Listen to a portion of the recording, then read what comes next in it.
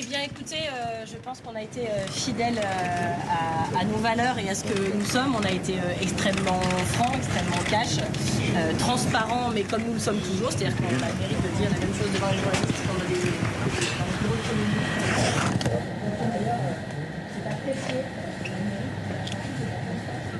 Toujours, c'est-à-dire qu'on a le mérite de dire la même chose devant les journalistes que dans les bureaux de Premier ministre, et je pense que par ailleurs c'est apprécié. On a le mérite de la franchise et de la constance qui se perd parfois en politique.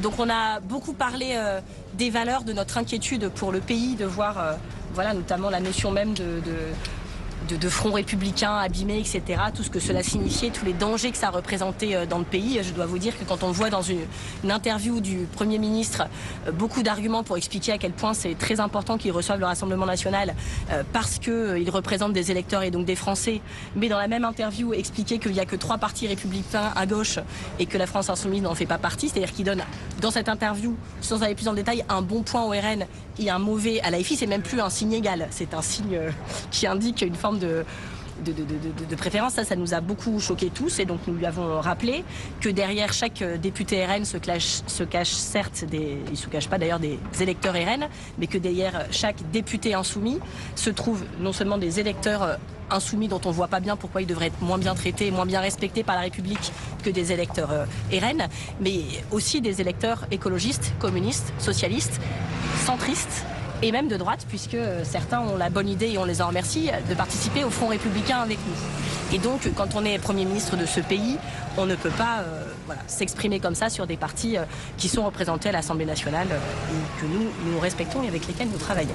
Cela étant dit, sur le fond, on a abordé énormément de sujets. Évidemment que le sujet avec lequel nous on vient et dont on sait que personne ne l'abordera si nous ne le faisons pas, c'est les sujets environnementaux. Vous savez que le réseau Action Climat a listé 43 reculs environnementaux majeurs depuis le début de l'année, alors que nous sommes que le 15 septembre et que ça, à un moment, c'est affolant, y compris les milieux économiques s'en inquiètent parce que des grands entrepreneurs dans certaines filières ne savent plus quoi faire, comment avancer, comment se projeter. Donc nous avons été très clairs et très longs sur ces sujets. On a évidemment parlé de la justice sociale et de la justice fiscale. On vous rappelle quand même que les écologistes ont porté à l'Assemblée nationale, dans la niche écologiste avec Eva Sass et Clémentine Autain, la fameuse taxe Zuckman, dont maintenant tout le monde nous explique que c'était leur idée. C'est très bien, c'est libre de droit du moment qu'on fait avancer le sujet, mais nous l'avions mise dans notre niche et fait adopter.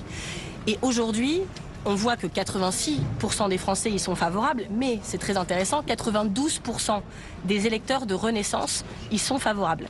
92% des électeurs de Renaissance sont favorables à cette mesure. Et donc ce que l'on demande, c'est que l'on arrête de trouver plein d'excuses aux ultra-riches, parce que j'entends depuis des jours « Ah mais les pauvres, comment ils vont faire s'ils ont envie de quitter le pays, leurs biens professionnels, c'est des biens professionnels ». Je n'ai jamais entendu ces mêmes éditorialistes et ces mêmes politiques s'inquiéter de comment aller faire les chômeurs quand on coupait leurs droits, ou les bénéficiaires de l'APL quand on leur allait retirer 5 € par mois. Donc à un moment, tout ça est indécent. On parle de personnes dont le patrimoine a été multiplié par 3 en 10 ans. Et donc, tout va bien pour eux. Et leur patrimoine leur apporte 10% par an. Donc quand on en taxe 2%, il leur en reste un certain nombre en plus et tout va bien se passer.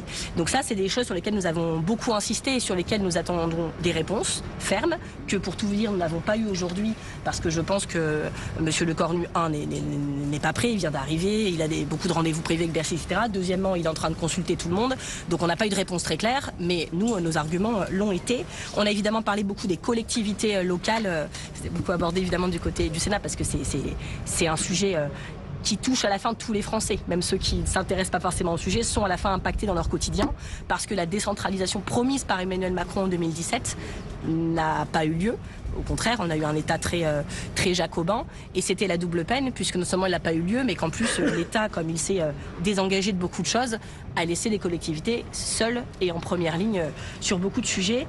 Et puis on a parlé démocratie parce qu'on voit bien que le lien de confiance et la nomination de M. Lecornu n'y est pas étrangère, cette énième nomination contre le résultat des urnes, le lien de confiance entre les Français et ceux qui nous gouvernent est déjà très abîmé, mais on est au bord de la crise de nerfs et de la rupture en réalité. Donc voilà, on sera nombreux dans la rue demain pour toutes les raisons que je viens de citer. Je dis quand même un petit mot sur le Mercosur aussi qui est abordé, mais je pense que ce sera abordé parce qu'on voit bien que même sur les promesses auxquelles ces gouvernements s'étaient accrochés, et le Mercosur est un exemple. Allez-y, le président de la République avait été extrêmement expansif, extrêmement, y compris même peut-être viriliste sur le sujet en disant jamais, etc. Et puis là, ils se sont complètement couchés, sans aucune explication. Et les premiers à qui ils devaient cette explication, c'était les agriculteurs. Donc nous disons depuis des décennies, nous avons une position constante sur le sujet. Nous ne voulons pas, et nous ne voudrons jamais, que les agriculteurs français soient la variable d'ajustement des traités de libre-échange et des profits d'autres secteurs. Nous l'avons toujours dit, et donc certains essayent toujours d'organiser une petite bagarre entre les agriculteurs et les écologistes. La réalité, c'est que sur ce sujet du Mercosur, comme sur d'autres, l'artificialisation des sols, les produits locaux dans les cantines ou des revenus justes pour les agriculteurs, nous sommes à la fin souvent très seuls à nous battre. Et donc, ce sujet du Mercosur, nous continuerons de le porter contre vents et marées en leur mettant la pression sur ce sujet-là, comme sur tous les autres que je viens de citer. Et je laisse la parole à Cyril Chatou. Alors face à nous, nous avons eu un Premier ministre qui très clairement se débat entre des contraintes extrêmement complexes. Il a un socle gouvernemental à l'Assemblée nationale extrêmement divisé. Rappelons quand même que 24 députés LR n'ont pas voté la confiance. Donc il a quand même un socle parlementaire faible à l'Assemblée nationale. Qu'on voit bien qu'il est toujours prisonnier du logiciel macroniste. Donc voilà, il essaye finalement un peu de faire rentrer des ronds dans des carrés. Donc la question pour nous, elle est simple. Il n'y a eu aucune raison à ce stade de ne pas censurer. Et donc c'est soit Sébastien Lecornu renverse la table, soit il sera renversé. Guillaume Gontard pour le Sénat. Oui, un peu l'impression quand même d'un jour sans fin. C'est-à-dire que les ministres et les premiers ministres se succèdent, ça a été dit. François Bayrou, Michel Barnier, aujourd'hui Sébastien Lecornu. Et en réalité, moi j'ai juste une seule question, c'est qu'est-ce qui changerait en fait? Qu'est-ce qui ferait qu'en fait il n'arrive pas la même chose à Sébastien Lecornu qu'il est arrivé à Michel Barnier et à François Bayrou? Parce que tout simplement, si on ne change pas, si on ne change pas de politique, si effectivement s'il n'y a pas au moins un bouger politique, une rupture, eh bien on se retrouvera évidemment dans la même situation. Et c'est vrai que dans la discussion que nous avons pu avoir, pour l'instant nous n'avons décelé aucune rupture. Sébastien Lecornu, dans des interviews, a parlé effectivement de renverser la table. Nous attendons encore. En tout cas, pour l'instant, la table est bien en place et on a plutôt eu l'impression qu'il souhaitait la garder de la même manière. Ses relations avec la LR, avec Bruno Retailleau, il n'a pas semblé avoir de bouger et de rester de toute façon toujours dans les griffes des LR et dans cette même politique. Et de toute façon, Sébastien Lecornu, parce qu'il représente, c'est quand même le fidèle parmi les fidèles, celui qui a participé à l'ensemble des gouvernements d'Emmanuel Macron depuis le début, donc en fait qui est garant de la politique d'Emmanuel Macron. Et donc il sera garant de la poursuite de cette politique, pourtant cette politique qui a des conséquences dévastatrices. Et on le voit, on est dans un pays où le nombre de pauvres n'a jamais été aussi haut, de plus 9 millions de pauvres, les inégalités qui se creusent. Et donc s'il n'y a pas une réaction, et une réaction très forte, et c'est ce qu'on lui a dit, je dirais très fermement, à un moment donné, la question, oui, de la justice fiscale, la question de l'égalité dans notre pays, la question de cette colère, et de cette colère qui monte. On a des manifestations qui auront lieu demain, mais on la sent, cette colère. Pourquoi? Parce que les citoyennes, les citoyens voient bien que c'est plus possible d'avoir ces inégalités face à nous, qui a besoin d'un changement politique, qui a besoin d'une réaction politique. Et aujourd'hui, ce qu'on peut dire, c'est que cette réaction politique, en tout cas, on ne l'a pas vue dans le discours. Sébastien Lecornu vient d'arriver, on va lui laisser, on va attendre qu'il nous fasse ses déclarations. On attendra évidemment sa déclaration de politique générale, mais je dirais qu'à la sortie, je reste très inquiet, particulièrement inquiet, parce que je pense que le Premier ministre, comme les précédents et comme le Président de la République, n'ont pas pris la mesure de ce qui était en train de se passer dans notre pays et de l'attente des Françaises et des Français. David Clement pour le Parlement européen. Écoutez, merci d'être là. En quelques mots, j'étais heureux de pouvoir parler d'un certain nombre de dossiers européens. Marine Tondelier en a dit un mot, en une phrase. La France est en train d'abandonner en rase campagne, si j'ose dire, ses paysannes et ses paysans. Emmanuel Macron avait mené la charge contre ce traité indigne du Mercosur qui soumet nos agriculteurs à une concurrence déloyale. Et il est en train de lâcher, il est en train d'abandonner en faisant miroiter des clauses qui seraient dérogatives, qui n'existent pas dans le traité tel qu'il est validé. Et donc là, il y a un mouvement très fort qui va se lancer d'ici la fin du mois pour obtenir la fin de cet accord de Mercosur, qu'il ne soit pas ratifié. C'est le Conseil, dans les semaines, dans les mois qui dit le Conseil européen qui va devoir voter là-dessus. La France doit dire très clairement, le gouvernement français doit dire très clairement qu'il n'y aura pas de Mercosur. Deuxième sujet, la souveraineté numérique. Vous savez, nous sommes en proie à une attaque impérialiste de la part de géants de la tech, qu'ils soient américains ou chinois, contre notre souveraineté européenne. Et là aussi, la France doit être extrêmement solide sur la protection de nos principes, de nos standards démocratiques par rapport à cette menace d'ingérence. Ce sont les gros sujets aujourd'hui qui sont autour de la table. Et puis un dernier point, c'est qu'à cause de la France, ce week-end, le Conseil des ministres de l'Environnement se réunissent et ils devaient arrêter une position sur les objectifs climatiques en 2040 pour pouvoir les défendre à la prochaine COP au Brésil. À cause de la France, ce n'est pas ce Conseil des ministres de l'Environnement européen qui vont décider, c'est les chefs d'État et de gouvernement. Et ce qui change, c'est qu'au niveau des chefs d'État et de gouvernement, il faut l'unanimité. Et donc avec la Hongrie, à cause de la France, il n'y aura pas de position européenne sur les objectifs climatiques en 2040. Il y a là aussi une forme de trahison par rapport à ce que Emmanuel Macron se préconisait de faire en matière d'environnement. Donc voilà, l'agenda européen il est extrêmement chargé et on a pu en faire part au nouveau Premier ministre. Marine Tondelier, est-ce que vous avez l'impression que le Premier ministre est prêt à faire un pas sur la justice fiscale, par exemple? On sent qu'il est en train aujourd'hui d'essayer de résoudre une équation et qu'aujourd'hui il n'arrive pas à boucler son équation. Donc ça, on le sent. Ce qu'on sent, c'est peut-être des intentions, mais on sait ce qu'il nous dit quand on est, nous, avec lui. C'est un fin politicien. Et en ce sens, on doit dire qu'on sent sur la forme et sur la qualité des rendez-vous une grosse rupture avec son prédécesseur. Je le dis, je ne peux pas vous le dire autrement. Mais voilà, il ne suffit pas d'être fin politicien. Ce qui compte à la fin, c'est la ligne et les actes. Et vous voyez bien que s'il a été nommé, lui, Premier ministre, c'est pour continuer la politique d'Emmanuel Macron. Si Emmanuel Macron a voulu une rupture politique, il nous aurait nommé nous. Et je vais vous dire, il a fait son choix et c'est maintenant leur sujet. Nous aurions pu être nommés et vous auriez pu nous poser toutes les questions que vous vouliez sur quel compromis êtes-vous prêt à faire, etc. Là, c'est lui qui est en situation de devoir les faire. Ce que je peux vous dire, c'est qu'il n'arrive pas à boucler son équation, mais il est en train de compter. Et je peux vous dire que chaque manifestant, demain, va compter.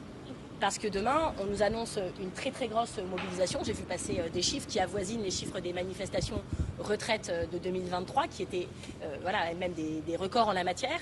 Et donc je le dis aux Françaises et aux Français qui nous écoutent, s'ils hésitaient à y aller, s'ils se disaient à quoi bon, je leur dis, demain, chaque Française et chaque Français dans la rue, en grève, en train de manifester, en train de se battre pour ses droits, va compter. C'est le moment de jouer là. Et donc, soit Monsieur Lecornu écoute et s'adapte, soit il sera renversé, et dans ces cas-là, on se reproposera. Mais voyez, il n'y aura pas de sortie de crise politique dans ce pays sans justice sociale et sans justice environnementale. Je ne sais pas comment vous le dire autrement. Ça fait 3 fois qu'on démontre que les mêmes causes entraînent les mêmes conséquences. Et donc Monsieur Lecornu peut dire ce qu'il veut. On sait avec qui il est en train de composer aujourd'hui un gouvernement. Et puisque les mêmes vont rester peu ou prou au même endroit, à part lui qui a changé d'adresse, on sait bien, quand les gens acceptent de garder un ministère, ils négocient le poste, ils négocient aussi la ligne politique. Et je suis assez peu naïve pour savoir où tout ça va nous emmener. Marine Tondelier, j'ai l'impression que vous faites le grand écart entre LFI et le PS et LFI. Absolument pas. Ça, c'est ce que vous aimez raconter. Nous sommes écologistes. C'est pas un exercice de souplesse? Absolument pas, même si nous sommes très souples par ailleurs. Mais on est écologiste, c'est notre ligne politique. Notre ligne stratégique, c'est que nous sommes antifascistes.